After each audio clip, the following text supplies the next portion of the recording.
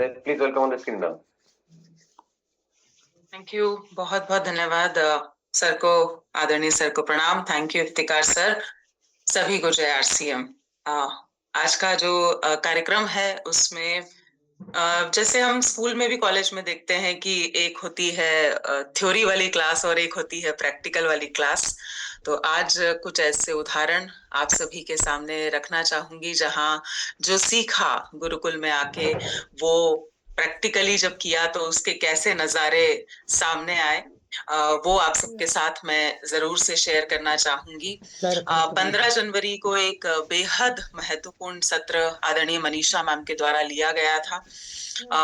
Health camps कैसे लगाए जाएं, आप सभी को याद होगा, उस पे एक बार फिर से चर्चा हुई थी। और आज हमारे बीच में एक ऐसी नौजवान टीम है ना, नौजवान टीम जिन्होंने 29 जनवरी को मुरादाबाद में हेल्थ चेकअप कैंप लगाया। तो एक बार तो सबसे पहले जोरदार तालियां होना चाहिए कि जिसे मैं कह सकती हूँ कि बिल्कुल पीपीटी से लेकर तो प्रैक्टिकल तक उन्होंने करके दिखाया। और एक ऐसी टीम है साथियों जो बहुत डिसिप्लिन के साथ काम कर रही है बहुत समय से। एक ऐसी टीम है जो लगातार सीखती है, एक ऐसी टीम है जो खुद सेहत का सितारा बनने की राह पर अग्रसर है। और मुझे जो सबसे कमाल बात लगती है, सबसे लाजवाब बात लगती है इस टीम की, जैसे मैंने कहा कि नौजवान, इन्हें कोई भी ऐसी हेल्थ कंडीशन नहीं है, क्योंकि उसमें 20 साल की भी बच्चियां हैं इस टीम में। तो यहाँ बिना कोई स्वास्थ्य की चुनौती खुद को हुए, शनेश्वर सर, किसी और के लिए काम करना, स्वास्थ्य का महत्व समझ पाना, स्वास्थ्य क्रांति वर्ष का महत्व समझ पाना, ये बहुत बड़ी बात मुझे लगती है। जो जो चीजें आदरणीय मनीषा मैम ने सिखाई, उन सबको तकरीबन सभी चीजों को फॉलो करने का प्रयास किया। आज आपके साथ कुछ फोटोग्राफ्स भी मैं शेयर करूंगी, मेंबर्स भी हमारे साथ जुड़े हुए हैं।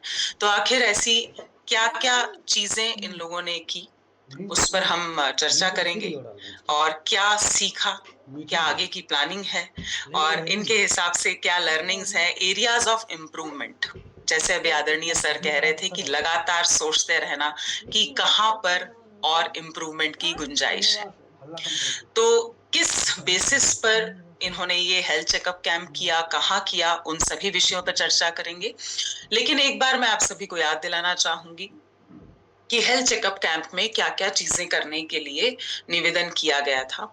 और सबसे पहले संकल्प जो आदरणीय मनीषा मैम ने लिया है, और केवल संकल्प ही नहीं लिया है, उसे वो जी रही हैं हर दिन, हर क्षण, हर पल।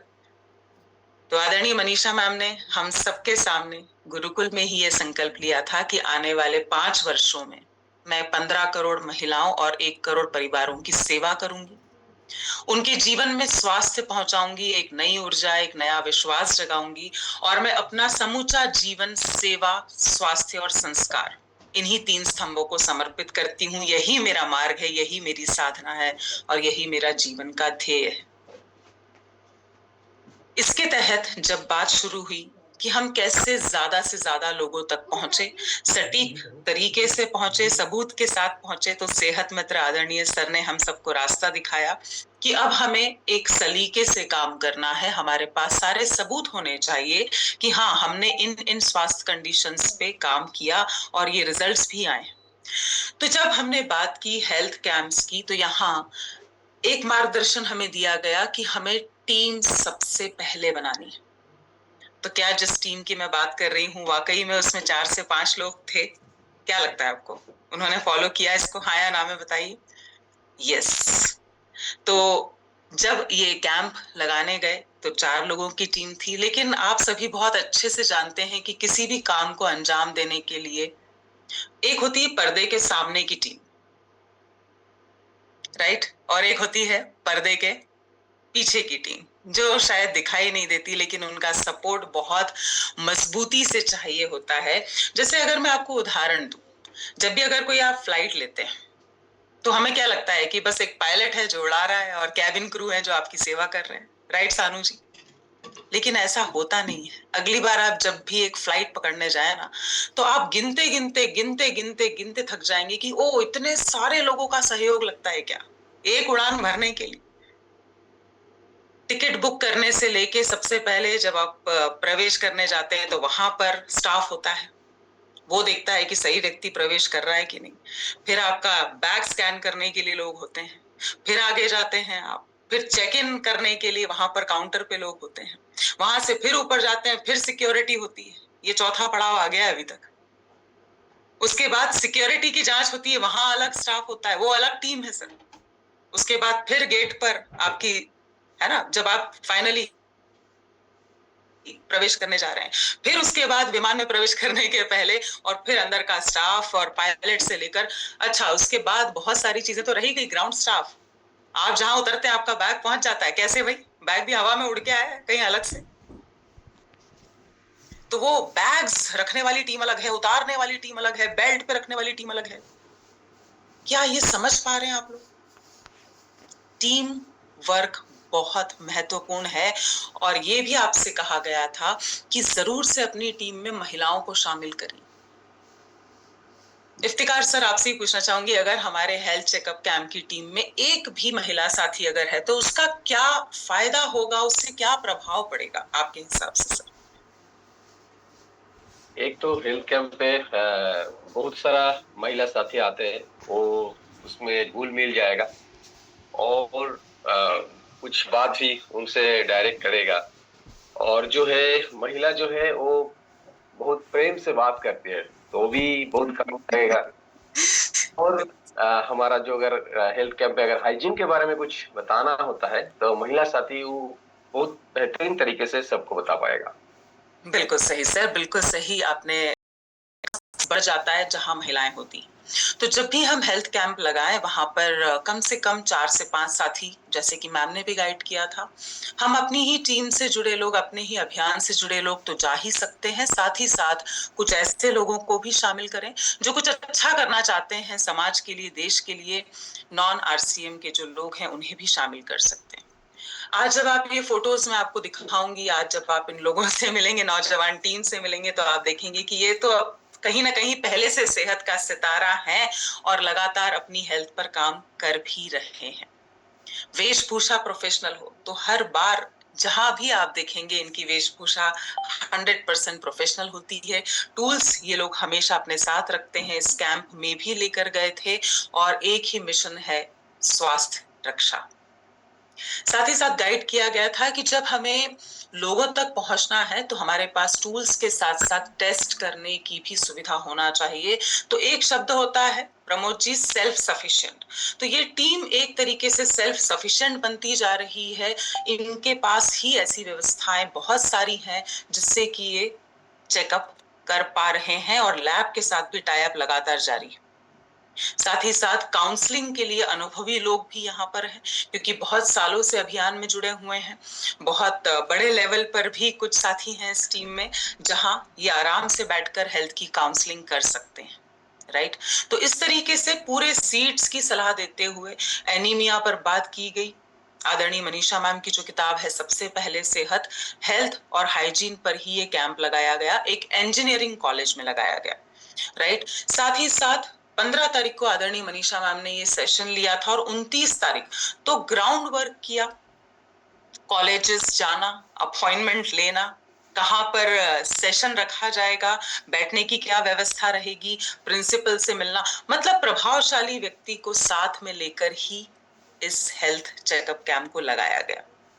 और उद्देश्य सबका एक ही उद्देश्य था, ड्रेस कोड। देखिए, मैम ने भी आपको गाइड किया था कि हमारा ड्रेस कोड होना चाहिए, एक जैसी वेशभूषा का बहुत महत्व होता है। आप सभी जानते हैं, मुझे उदाहरण देने की भी जरूरत नहीं है, लेकिन जो मेरी सोच है कि जब आप एक जैसे ड्रेस कोड में जाते हैं, एक जैसी वेशभूषा होती है, तो उससे एकता का मैसेज जाता है कि हम सब एक हैं, हमारी सोच एक है, हमारा उद्देश्य एक है। क्या आप लोग मेरी बात से सहमत है? एक बार रेज हैंड करेंगे कितने लोग? अलग अलग रंग बिरंगे कपड़ों में जाएंगे ना, तो कभी भी वो मैसेज हम दे नहीं सकते लोगों। Thank you. तो इस बात का भी ख्याल रखा गया, सभी ने तकरीबन एक जैसी ही वेशभूषा का पालन किया, जिससे ये उद्देश्य जो है ना हमारा, कि हम स्वास्थ्य रक्षा पर काम करना चाह रहे हैं, हम बीमारियों को हराना चाह रहे हैं, और ये पूरा साल एक उत्सव के रूप में, स्वास्थ्य क्रांति वर्ष के रूप में हम मना रहे हैं। साथ ही साथ मेरी जब विस्तार में बातचीत हुई, अगले महीने फिर से उसी कॉलेज में कैंप लगाने की परमिशन भी लेकर आए हैं, क्योंकि इफ्तिकार सर कितनी बार हमने ये समझा है कि कितनी बार कैंप लगाना है, कम से कम एक ही जगह पर कम से कम 3 बार लगाना है। कम से कम 3 बार तो लगाना ही है, क्योंकि ये आपने भी महसूस किया होगा, आपके भी घर के पास कभी ना कभी इस तरह की कोई व्यवस्था रही होगी, इस तरह का कोई ना कोई कैंप लगा होगा, कोई इस तरह की फैसिलिटी हुई होगी, तो एक बार में तो हर कोई नहीं पहुंच पाता। सोचते हैं अगली बार जाएंगे, अरे अभी तो दाढ़ी नहीं बनी हुई है ना, अरे अभी तो ऑफिस भागना है, अरे अभी तो मुझे घर के बहुत सारे काम है, मैं अगले संडे चली जाऊंगी, अगली बार कब लग रहा है। क्या ऐसा हुआ है? एक बार रेज हैंड करेंगे, कितने साथी रेज हैंड, मैं देखना चाहूंगी। हेलो, कि एक बार में 100% लोग उस सुविधा का लाभ नहीं उठा पाते और सोचते हैं कि नेक्स्ट टाइम पक्का मैं जरूर से जाऊंगा। तो 3 बार एक ही जगह पर किसी भी गतिविधि को करने का ये सबसे बड़ा फायदा हमें भी मिलता है और जिन्हें हम स्वास्थ्य लाभ पहुंचाना चाहते हैं उन्हें भी मिलता है। तो ये एक इंपॉर्टेंट पॉइंट है साथियों, राइट? टूल्स। अब यहाँ पर जैसे मैंने कहा, ये टीम बहुत ही ज्यादा डिसिप्लिन टीम है, चाहे गुरुकुल के सेशंस हो, चाहे 7 PM के सेशंस हो, चाहे और कोई सेशंस हो, मैं हमेशा देखती हूँ वीडियो ऑन रहता है, ड्रेस कोड में रहते हैं, समय से पहले जुड़ जाते। एक बार जोरदार तालियां तो बनती है, मतलब इतना कुछ सीखने के लिए है इस टीम से। लगातार ये लोग आगे ही बढ़ते जा रहे हैं, जैसे कि आदरणीय सर ने कहा कि लगातार आगे बढ़ते जाना है, रुकना तो है ही नहीं। तो वैसे ही आपको 100% ये सलाह दी गई कि टूल्स के साथ बातचीत करने पर हमारा प्रभाव भी अच्छा पड़ता है, लोगों को समझ में जल्दी आता है और हम रिजल्ट्स बेहतर तरीके से बता पाते हैं कि ये स्वास्थ्य की चुनौतियां हैं और इस तरीके से आपको सीड्स की मदद से अपना स्वास्थ्य बेहतर करना है। और इसमें आपकी बहुत मदद करते हैं ये सवाल जवाब की जो शीट्स हैं, आदरणीय मनीषा मैम की किताब है, हमारे पास बॉडी स्कैनर है, बॉडी स्कैनर नहीं है तो इंच टेप। कुछ ना कुछ तो ऐसा होना चाहिए कि बहुत सब आपको देखें कि हाँ कुछ तो हो रहा है, यहाँ कुछ गतिविधि हो रही है। जैसे जादूगर नहीं इफ्तिकार सर, कभी वो कैप निकालता है, कभी वो कुछ, फिर खरगोश निकालता है, फिर बॉल निकालता है, फिर तो वो लोग देखते हैं, एंगेज हो जाते हैं। वैसे हमारे पास भी ऐसे टूल्स होने ही चाहिए, तभी हम बहुत सही और प्रभावी तरीके से मना पाएंगे 2026 को स्वास्थ्य क्रांति का वर्ष। इस पे लगातार चर्चाएं और आगे भी जारी रहेंगी। एक प्रोफेशनल तरीके से जब हम किसी भी काम को करने का प्रयास करते हैं तो फेलियर का रेट जो है ना वो बहुत ही कम हो जाता है। क्या सक्सेस मिली? यस। क्या स्वास्थ्य लाभ दे पाए? हाँ। क्या बच्चियों के सवालों के जवाब दे पाए? हाँ।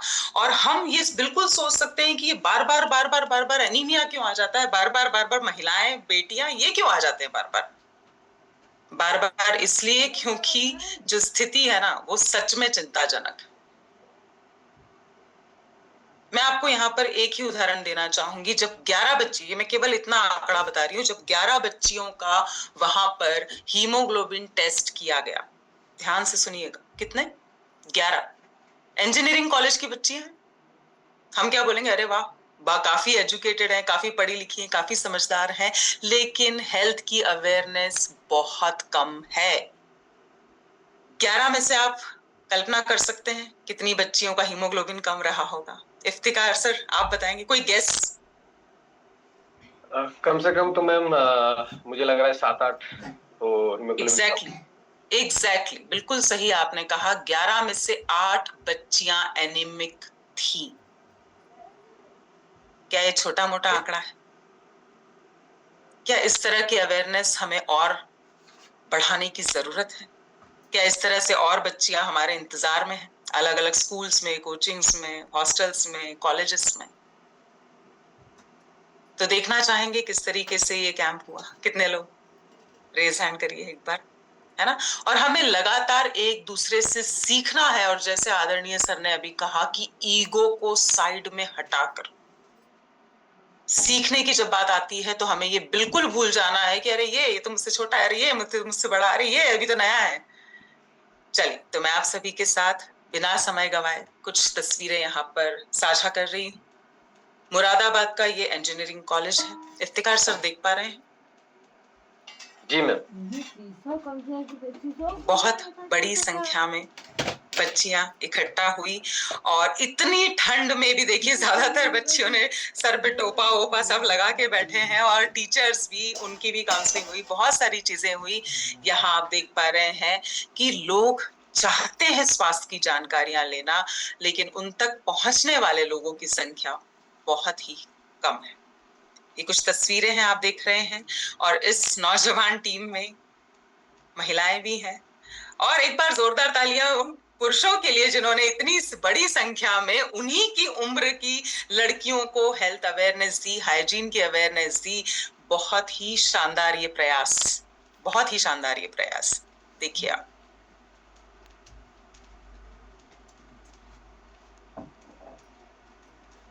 ड्रेस कोड से लेके, जांच की व्यवस्था से लेकर, काउंसलिंग से लेकर, टूल्स से लेकर, अपने सभी एक से बढ़कर एक उत्पादों से लेकर हर चीज की बकायदा यहाँ पर व्यवस्था इन बच्चों ने की। मैं तो बच्चे ही बोलूंगी, मुझसे तो आधे से भी कम उम्र के ये लोग हैं। तो एक बार फिर से जोरदार तालियां होना चाहिए। और आज जैसे कि मैंने कहा कि थ्योरी क्लास से ज्यादा ये आज प्रैक्टिकल क्लास है, तो आज हमारे साथ यहाँ पर ये टीम भी शामिल है गुरुकुल के सेशन में। मैं आदरणीय सर की अनुमति से इन्हें बुलाना चाहूंगी। हमारे बीच में है काजल शर्मा, सिद्धांत शर्मा, अभिज्ञान शर्मा और अदिति पाठक। तो एक शॉर्ट मैसेज जरूर से मैं चाहूंगी कि हम इनसे सीखें कि क्या प्लस हुआ, क्या एरिया ऑफ इम्प्रूवमेंट रहे, क्या आगे की प्लानिंग है। सर, अगर आपकी अनुमति हो तो हम एक एक करके बुलाना चाहेंगे इन्हें। हाँ बिल्कुल जी। तो इफ्तिकार सर, मैं एक एक करके नाम आपको बताते जाती हूँ। काजल शर्मा है हमारे बीच में, और बरेली से ये लोग सभी लोग जुड़े हैं।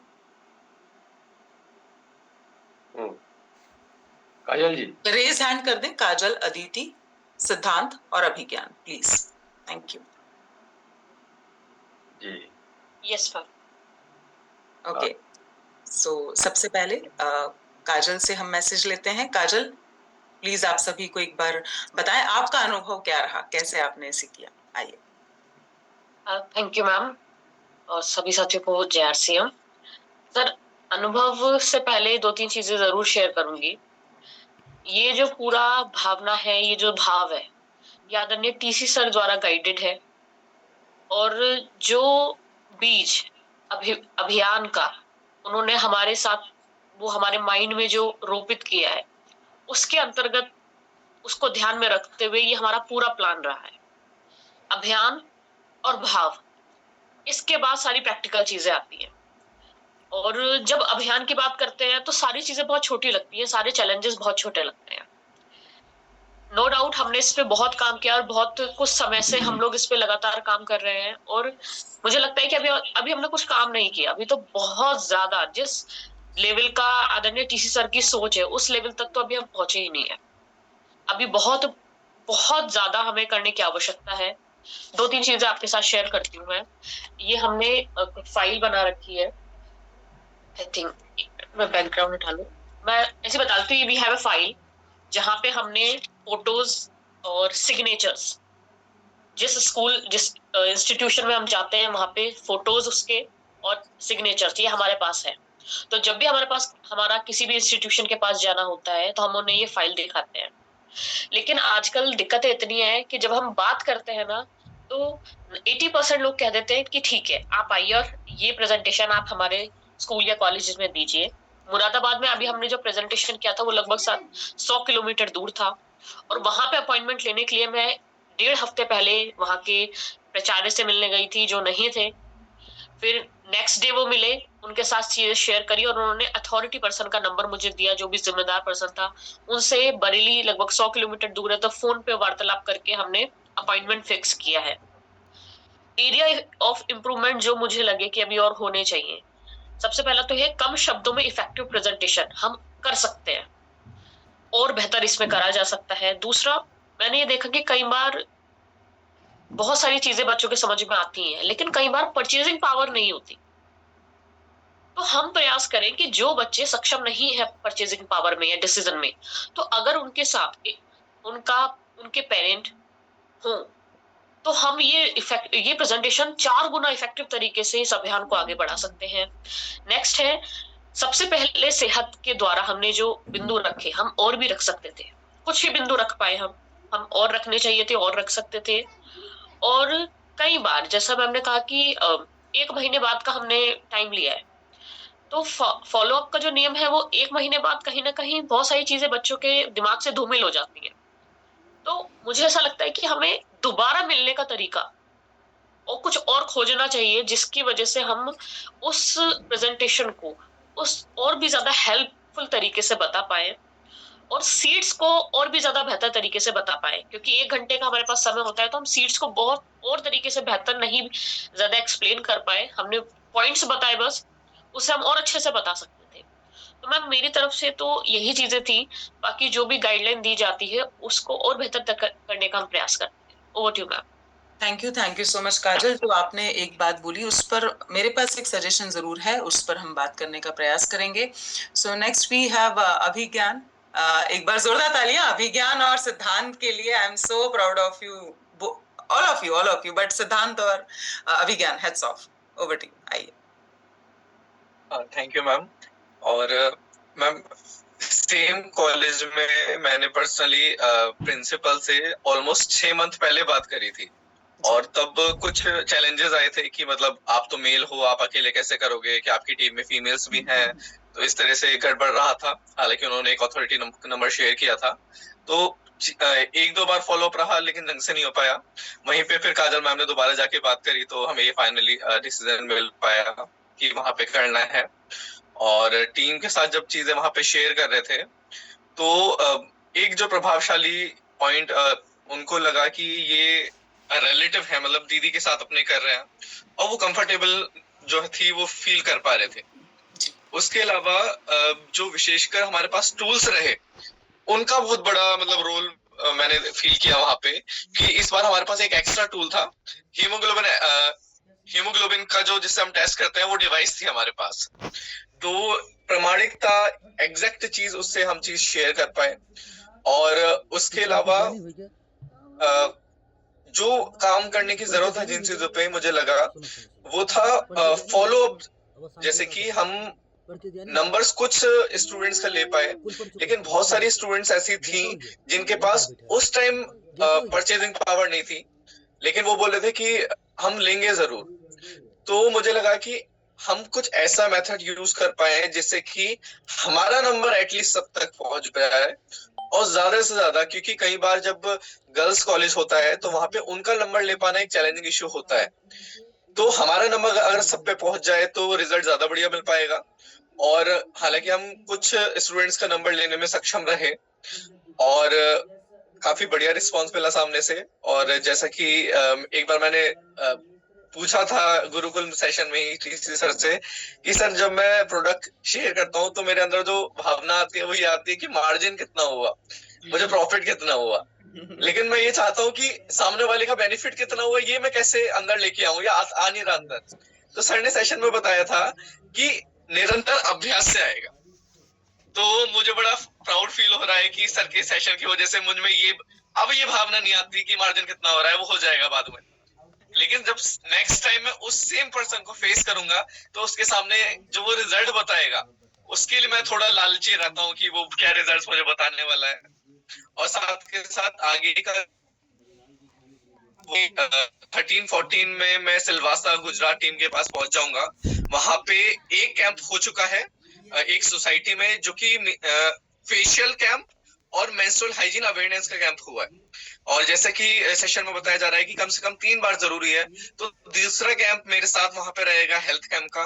बॉडी स्कैनिंग मशीन वहां पे ऑलरेडी है, और इस तरीके से वहां की टीम को भी ये चीजें अच्छे से शेयर करके, स्ट्रॉन्ग करके आगे वर्क करना रहेगा। और मैं बहुत गर्व होता है मुझे जब टीम के और साथी जैसे सिद्धांत है, अदिति है, मैम हमेशा मैं मेंस्ट्रुअल हाइजीन का टॉपिक मैं लेता हूँ, लेकिन इस बार अदिति ने लिया था और बहुत काफी बढ़िया तरीके से उसने शेयर किया। Thank you ma'am, over to you. More power to you, thank you so much. चलिए, एक फीमेल फिर एक मेल, ऐसे ठीक है? तो अदिति जी को बुलाते हैं। अदिति आइए प्लीज। आइए फोन का आड़ा कर लीजिए मैडम। अदिति जहां तक मुझे लगता है सबसे यंग इस टीम का हिस्सा है, केवल 20 साल की है अदिति, तो एक बार जोरदार तालियां दिल खोल के अदिति के लिए भी। Yes Aditi. Yes ma'am, thank you so much. और मुझे याद है कि जब मैं फर्स्ट टाइम में मैं मिलने गई थी ना शर्मा फैमिली से, आरसीएम से जब मेरा परिचय हुआ था, तो काजल दीदी और अभिज्ञान भैया और शर्मा सर से मेरी मुलाकात हुई थी, और काजल दीदी ने मुझे ये बताया था कि अदिति हम इस पे काम करते हैं, मेंस्ट्रुअल हाइजीन पे और हेल्थ पे काम करते हैं, और ये मेरे भाई हैं अभिज्ञान, और मेंस्ट्रुअल हाइजीन पे ये बात करते हैं। उस टाइम मुझे लगा था कि ऐसे टॉपिक पे भाई कैसे बात कर रहे हैं और इतना ओपनली कैसे बात कर रहे हैं। लेकिन उसके बाद जब मैंने सेशंस अटेंड करने शुरू करे थे, यहाँ पे आना शुरू करा था, तब मुझे पता लगा कि हाँ, इस बारे में इस तरीके से बात हो सकती है। और वो मेरे सामने, मैं कहूंगी, आरसीएम का पहला परिचय था एक्चुअल में कि हाँ, ये आरसीएम, जहाँ पे इतने टैबू के ऊपर इस तरीके से ओपनली बात की जाती है, इतने अच्छे सेशंस दिए जाते हैं, लोग को जानकारी, अवेयरनेस दी जाती है, और एक मेल साथी ऐसा कर रहे हैं। तो ये एक्सपीरियंस मेरा फर्स्ट टाइम जो था आरसीएम का ये था, और तब से मैं अभिज्ञान भैया से, काजल दीदी से लगातार सीख रही हूँ, पूरी शर्मा फैमिली से सीख रही हूँ, और कुछ जगह जहाँ पे मौका मिला वहाँ पे खुद भी जाके ये चीज अप्लाई करी थी। और यहाँ पे जब टीम के साथ में होते हैं तब तो अच्छा लगता ही है। और जैसा विज्ञान सर ने बताया कि हर बार हाइजीन का टॉपिक वो वहाँ पे बोलते हैं, तो इस बार मुझे मौका मिला था। मैंने जो इम्प्रूवमेंट के लिए कुछ चीजें देखी हैं वो कि लड़कियों से, बच्चियों से कनेक्ट करना बहुत इम्पोर्टेंट है, भले ही वो आपके खुद के एक्सपीरियंसेस हों या फिर किसी और लड़की का एग्जांपल देख के आप एक्सपीरियंसेस बता रहे हो, उन लोगों से कनेक्ट करना बहुत इंपॉर्टेंट है। साथ ही में अभी हम लोग जो आरसीएम में आ गए, हम लोग कैंप करते हैं, तो हमारे लिए तो ये चीज बहुत कॉमन हो गया, बहुत ओपन हो गई कि हाँ, पीरियड्स के बारे में बात करना, मेंस्ट्रुअल हाइजीन के बारे में बात करना, हेल्थ के बारे में बात करना। लेकिन जहां जहां हम जाते हैं वहां पे कहीं कहीं होता है, कहीं नहीं होता है। तो वहां पे हालांकि सारी लड़कियां थी, वहां पे एक भी हमारी टीम के अलावा कोई मेल नहीं प्रेजेंट थे, लेकिन जब मेंस्ट्रुअल हाइजीन की बात हो रही थी ना, तो वो कहीं ना कहीं मुस्कुरा रहे थे, कहीं ना कहीं हंस रहे थे, अपना मुंह छुपा रहे थे, मतलब खुशफुसा रहे थे, ऐसी ऐसी बातें हो रही थी। तो वो वहां पे मैंने देखी कि अच्छा, ये पॉइंट है जो कहीं ना कहीं मुझसे मिस हुआ, कि ये जो ये टैबू जो है कि इसके बारे में छुप के बात करनी चाहिए, इसके बारे में अपनी बात नहीं कर सकते हो, ये कहीं ना कहीं तोड़ने में मैं वहां पे उपस्थित नहीं हो पाई, मैं वो चीज नहीं कर पाई थी। तो ये मेरे लिए सीखने का पार्ट रहा कि आप जब भी जा रहे हो वहां पे ये चीज सबको अच्छे से क्लियर कर देनी कि ये कोई छुप छुपा के बात करने वाला मैटर नहीं है, इस चीज को आपको ओपनली बात करनी चाहिए। और इस चीज को मुझे लगा कि वहां पे मेरे को इसको सीखने की बहुत ज्यादा जरूरत है, और मैं ये ऑनेस्टली मेरे एक्सपीरियंसेस रहे थे। Thank you so much ma'am. Yes, thank you so much. Last but not the least, सिद्धांत प्लीज आइए। और सिद्धांत को मैं बहुत समय से जानती हूँ, ये बिल्कुल पीछे रहने वाले लोगों में से है, लेकिन मुझे बहुत अच्छा लगा कि धीरे धीरे करके ये भी आगे आ रहे हैं। इनको समझ में आ गया कि भाई जब तक फेस नहीं करेंगे तब तक स्वास्थ्य क्रांति नहीं आ पाएगी, कोई सी भी क्रांति नहीं आ पाएगी। वेलकम सिद्धांत। थैंक यू मैम, और सभी साथियों को जय श्री राम। मैम आपने सही कहा बिल्कुल कि पहले मैं बोलता नहीं था ज्यादा, या बिल्कुल भी नहीं बोलता था, लेकिन जब हेल्थ एंड हाइजीन की बात आती थी ना, तो मैं विज्ञान सर से और काजल मैम से कह देता कि मेरे को मत करवाओ ये चीजें, क्योंकि मेरे को थोड़ी शर्म लगती थी स्टार्टिंग में। लेकिन लगातार मैं जब विज्ञान सर के साथ और काजल मैम के साथ में लगातार मतलब उनके साथ जाता रहा, तो मेरा भी ये मन करा कि मैं क्यों नहीं बोल सकता जब विज्ञान सर बोल सकते हैं। तो मैंने धीरे धीरे करके स्टार्ट करा ये सारी चीजें, हेल्थ के बारे में बताना, स्टार्टिंग कैसे करते हैं, और लिख के थोड़ी प्रैक्टिस करी कि क्या क्या बोल सकते हैं हम। और मैंने ज्ञान सर से और काजल मैम से बहुत सारी चीजें सीखी हैं। और जैसे कि अब तो ये होता है कि किसी को भी मतलब महिलाओं को एक सर है मेरे साथ में, हम साथ में मिलके भी बता देते हैं अब हेल्थ एंड हाइजीन के माध्यम से, और जिसमें कि जो टूल्स होते हैं ना वो बहुत ज्यादा वर्क करते हैं मेरे लिए, क्योंकि डायरेक्ट एकदम से कोई महिला एकदम से सुनती नहीं है मेरी बात, तो मैं क्या करता हूँ, सबसे पहले आगे उनके टूल्स रख देता हूँ, और धीरे धीरे करके जैसे कि कैंप्स के बारे में, हमारे जो सैनिटरी पैड्स हैं, इन चीज के बारे में मैं अब जानकारी भी देने लगा हूँ। लेकिन एक सबसे बढ़िया चीज जो मेरे को बढ़िया लगी, जब मैंने ये सारी चीजें मम्मी के साथ में शेयर करी अपनी, जब वो मेरे से रिलेट कर पाती हैं कि अच्छा ये चीज है, किसी महिला को बतानी है तो वो मेरे को बुलाती हैं, तो उनसे धीरे धीरे मैंने स्टार्ट करा। तो अब कोई डर नहीं है मेरे को ज्यादा कुछ, और मैं भी ये सारी चीजें शेयर कर देता हूँ लोगों को, और काफी बढ़िया लग रहा है मेरे को। मतलब अभिज्ञान सर के साथ में और आपके साथ जो ट्रेनिंग मिलती है मुझे वो बहुत बढ़िया है। तो इसी तरीके से एक्सपीरियंस रहते हैं और अभी भी लगातार सीखने के ही प्रोसेस में है हम। And thank you ma'am. Thank you so much. पूरी टीम को एक बार धन्यवाद। एक बार जोरदार तालियां पूरी टीम के लिए होना चाहिए साथियों। और जैसे मैंने कहा कि एक होती है पर्दे के सामने की टीम और एक होती है पर्दे के पीछे की टीम। तो पूरी शर्मा फैमिली ही इस अभियान के प्रति समर्पित है और भी बहुत सारे साथी जुड़े हुए हैं जो लगातार सहयोग कर रहे हैं।